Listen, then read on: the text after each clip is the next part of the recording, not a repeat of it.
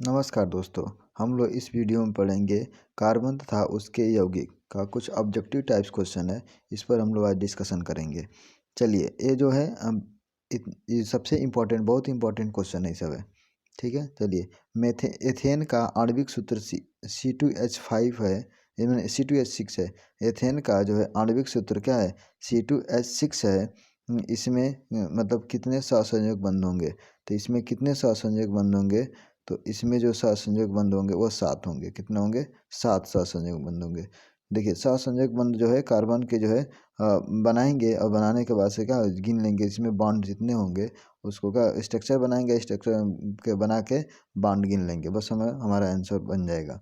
कोई भी जो है कोई भी मतलब यौगिक को बनाएंगे, किसी को भी बनाएंगे, तो हम माने कार्बनिक यौगिक को बनाएंगे तो हम क्या कर सकते हैं, उसी तरह वही फार्मूला लगाएंगे जो बोले हैं अभी।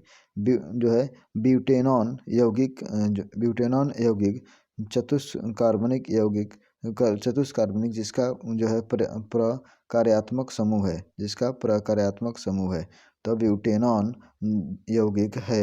और चतुर्कार्बन यौगिक जिसका प्रक्रिया प्रयागात्मक समूह है। तो कौन सा है इसका प्रयागात्मक समूह? तो इसका प्रयोग कीटोन है। कौन है? कीटोन। कीटोन को किससे दिखाते हैं? ROR से दिखाते हैं। किसको? ROR माने ROR से दिखाया जाता है। इसका फार्मूला होता है जो है खाना बनाते समय यदि बर्तन की तली बाहर से काली हो रही है तो इसका मतलब क्या है? इसका मतलब है कि भोजन जो है पूरी तरह नहीं पकता है। क्या है? भोजन पूरी नहीं पकता, भोजन पूरी तरह से नहीं जल रहा है। क्या करता है? भोजन जो है ईंधन पूरी तरह से नहीं जल रहा है। देखिए, क्वेश्चन जो है फंसाने का काम कर रहा है। देखिए, भोजन पूरी तरह से नहीं पकता है, गलत बात है। ईंधन पूरी तरह से नहीं जलता है, इसीलिए क्या करती है वह जो है पेदी जो होगा क्या होगा? काली होगा उसका तली। सरलतम हाइड्रोकार्बन है। सरलतम हाइड्रोकार्बन कौन है? तो सबसे सरलतम हाइड्रोकार्बन जो कौन है? मीथेन है। ठीक है ना? कौन है? मीथेन है। चलिए, कार्बन हाइड्रोजन से संयोग कर बनाता है। कार्बन जो है हाइड्रोजन से संयोग करके बनाता है। कौन सा बनाता है? तो हाइड्रोकार्बन बनाता है। क्या बनाता है? हाइड्रोकार्बन बनाता है। वायुमंडल में CO2 गैस उपस्थित होता है। वायुमंडल में जो CO2 गैस होता है वो 0.03% होता है। कितना होता है? 0.03% होता है। और जो है ऑक्सीजन लगभग कितना होता है? 21% होता है, मैंने 21% होता है। ठीक है ना? मैंने ऐसे क्वेश्चन ऐसे भी सकता है कि 20.95 मैंने 20.95% दे सकता है। ठीक है ना? और 78% जो है नाइट्रोजन वायुमंडल में पाया जाता है। वायुमंडल में कितना परसेंट जो है पाया जाता है नाइट्रोजन? तो 78% पाया जाता है। चलिए, इसको मालूम नहीं हुआ तो आप लोग क्या कॉपी में नोट डाउन कर लीजिएगा। सल्फ्यूरिक अम्ल का अणुसूत्र होता है। सल्फ्यूरिक अम्ल का अणुसूत्र क्या होता है? H2SO4 होता है। क्या होता है? H2SO4 होता है। कार्बोनिल एसिड समूह कौन है? कार्बोनिल एसिड का माने कौन सा समूह है? तो माने कार्बोक्सिलिक एसिड है। कार्बोनिल का नहीं कह रहा है। कार्बोक्सिलिक एसिड का जो है कौन समूह है? तो कार्बोक्सिलिक का COOH है। कौन है? COOH है कार्बोक्सिलिक का, और COOH है। और CHO क्या है? एल्डिहाइड का है। CO का है? कार्बोनिल का है। और NH2 का है? एमीन का है। किसका है? NH2 एमीन का है। और जो है CO कार्बोनिल का है। COOH जो है वो कार्बोक्सिलिक एसिड का है। और क्या है? CHO क्या है? एल्डिहाइड का है। इसको अगर नहीं मालूम तो जो बोल रहे हैं उसको आपको कॉपी में नोट डाउन कर लीजिएगा, और उसके बाद उसको याद कर लीजिएगा, क्योंकि एग्जाम में पूछ सकता है। चलिए, एथेनोइक अम्ल एथोनिल एथोनिल एथोनिल जो है इथोनिल में कार्बन के बीच दो आबंध मौजूद हैं, जिनमें एथोनिल में कार्बन के बीच दो आबंध मौजूद हैं। इसमें से एक क्या होगा? एक कौन सा? दोनों सिग्मा बंध होंगे। क्या होंगे? दोनों सिग्मा आबंध होंगे। चलिए, इथेन में कितने सहसंयोजक बंध होते हैं? इथेन जो होता है, इथेन इथेन में कितने सहसंयोजक बंध होते हैं? तो अभी बताएं कितना, 7। ऊपर जो पहला क्वेश्चन था वैसी था। देखो CnH2n+2 किसका सामान्य सूत्र होता है? तो CnH2n+2 जो होता है किसका? तो एल्केन का समान सूत्र होता है, ठीक है ना। एल्कीन का समान सूत्र जो है एल्केन का, और एल्कीन का जो हो जाएगा वो क्या होगा? CnH2n होगा। क्या होगा? CnH2n होगा, और एल्कीन का होगा। और एल्काइन का जो हो जाएगा वो क्या होगा? CnH2n-2 हो जाएगा। इसको लिख लीजिएगा आप लोग कि जो है एल्काइन का हो जाएगा, एल्काइन का CnH2n-2 हो जाएगा। चलिए, नीला थोथा का रासायनिक सूत्र क्या होता है? नीला थोथा जो है, नीला थोथा का रासायनिक सूत्र क्या होता है? तो जो है कॉपर सल्फेट होता है, CuSO4 × 5H2 होता है। क्या होता है? CuSO4 × 5H2, जिसको कहते हैं कॉपर सल्फेट कहते हैं, नीला थोथा का। नाइट्रोजन अणु में कितने सहसंयोजक बंध होते हैं? नाइट्रोजन अणु में कितने सहसंयोजक बंध होते हैं? तो नाइट्रोजन अणु में कितने सहसंयोजक बंध होते हैं? तो नाइट्रोजन अणु में कितने सहसंयोजक? 3 जो है सहसंयोजक बंध होते हैं। नाइट्रोजन अणु में कितने सहसंयोजक? 3 सहसंयोजक बंध होंगे। संगमरमर का रासायनिक सूत्र क्या होगा? संगमरमर जो पत्थर होता है उसका रासायनिक सूत्र क्या होता है? तो संगमरमर का रासायनिक सूत्र CaCO3 माने कैल्शियम जो है CaCO3 कैल्शियम कार्बोनेट होगा। क्या होगा? Calcium carbonate.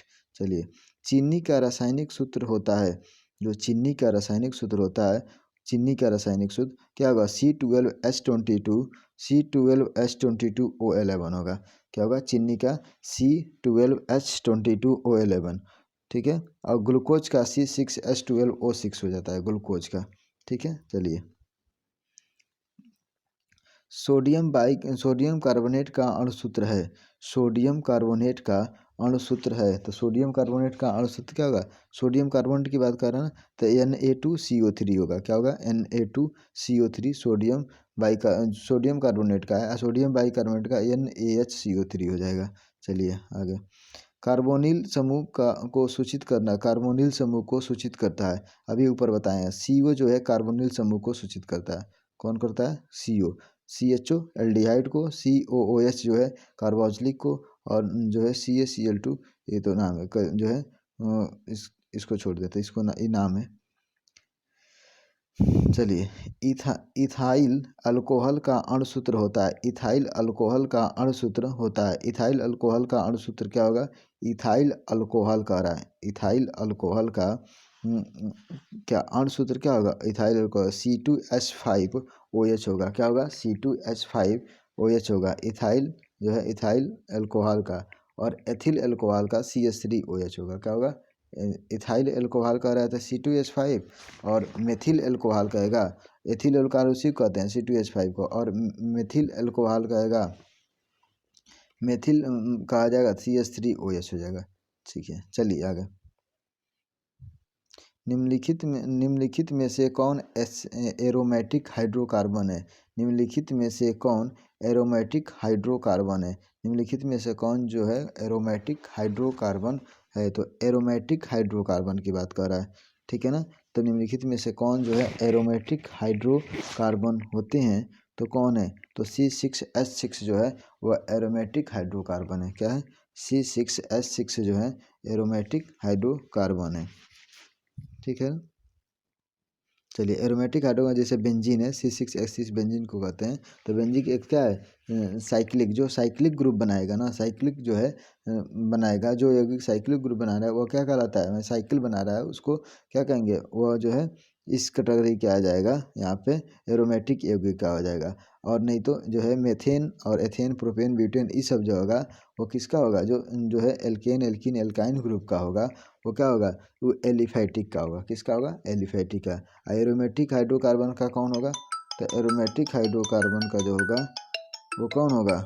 तो यहाँ पे एरोमेटिक हाइड्रोकार्बन का जो होगा, चलिए, एरोमेटिक हाइड्रोकार्बन का जो होगा वो कौन सा होगा? तो एरोमेटिक बेंजीन होगा, ठीक है ना। बेंजीन जो साइक्लो बनाएगा वो बेंजीन, मतलब साइक्लो बेंजीन बना रहा है। तो साइक्लोहेक्सेन, साइक्लोप्रोपेन, साइक्लोब्यूटेन, ये जितना बनाएगा वो सब कौन जाएगा? एरोमेटिक यौगिक होगा। निम्नलिखित में से कौन सा हाइड्रोकार्बन के 3 आबंध होते हैं? हाइड्रोकार्बन के जो है 3 आबंध होते हैं, निम्नलिखित में से कौन सा जो है, तो C3H4 जो है हाइड्रोकार्बन के 3 आबंध होते हैं, C3H4 है। निम्नलिखित में से कौन जो है युग्म समावयवी हैं, तो युग्म कौन सा, निम्नलिखित में से कौन सा युग्म जो है समावयवी हैं, तो कौन है, तो C2H5OH और CH3 और OCH3 हैं, क्या है, एक दूसरे के क्या है, समावयवी हैं। चलिए, एथेनॉल का क्रियाशील मूलक है, एथेनॉल का जो है, एथेनॉल का क्रियाशील मूलक कौन है, तो एथेनॉल की बात कर रहा है, तो एथेनॉल का क्रियाशील मूलक जो है, मैंने क्रियाशील धातु उसी कहते हैं, मूलक कहते हैं, तो क्रियाशील जो है कौन है, तो ये OH है। निम्नलिखित में से कौन सा सहसंयोजी यौगिक है, निम्नलिखित में से जो है कौन सा संयोजी यौगिक है, तो OH है। कौन है सहसंयोजी यौगिक जो है, कौन है सहसंयोजी यौगिक, कहता निम्नलिखित में से कोई है जो सहसंयोजी, गलत दिया है, ठीक है ना, ये जो है गलत क्वेश्चन दिया। सहसंयोजी यौगिक निम्नलिखित में से कौन है, तो कौन है, NaCl जो है सहसंयोजी यौगिक होते हैं। चलिए, COOH अभिक्रियाशील मूलक को क्या कहते हैं, COOH को अभिक्रियाशील मूलक जो होते हैं वो क्या होते हैं, तो क्या होते हैं, अम्ल होते हैं, क्या होते हैं, अम्ल होते हैं, क्या होंगे, अम्ल होंगे। चलिए, CHO क्रियाशील मैंने अक्रियाशील मूलक को क्या क्या कहते हैं, तो CHO क्रियाशील मूलक को कहते हैं, अभी बताएं ऊपर आपको, एल्डिहाइड कहते हैं, ठीक है ना। कीटोन का ROR माने ROR दिया होगा, मैंने O दोनों डैश दे दिया होगा, बीच में R दिया, O दिया होगा, वो क्या होगा, कीटोन का होगा। चलिए, तो इसमें बस इतना ही, ठीक है, इसमें जो है इतना ही दिया है। तो इस वीडियो को, अगर मेरा वीडियो अगर अच्छा लगे तो लाइक करें, सब्सक्राइब करें, तरह बेल आइकन बटन को दबाना न भूलें। थैंक्स फॉर वॉचिंग वीडियो, नमस्कार।